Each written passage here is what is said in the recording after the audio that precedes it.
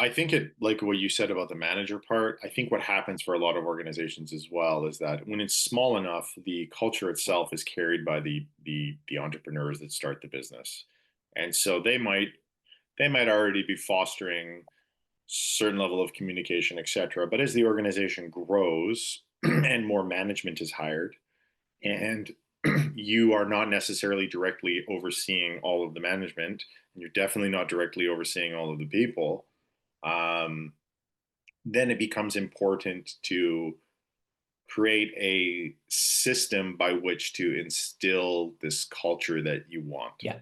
And Yeah.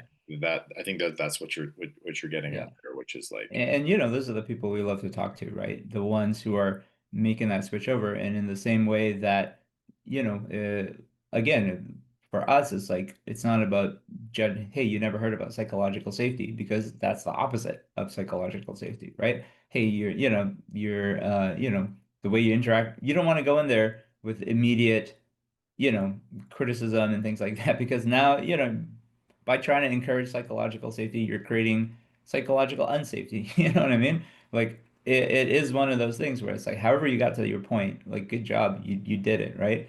And I feel like as a company, we love working with people like that because here's all this cool stuff we got to show you that you can do next, right? So to me, that's it's it is sort of the same idea in practice, but maybe from from our perspective, as people who kind of create the tools, right?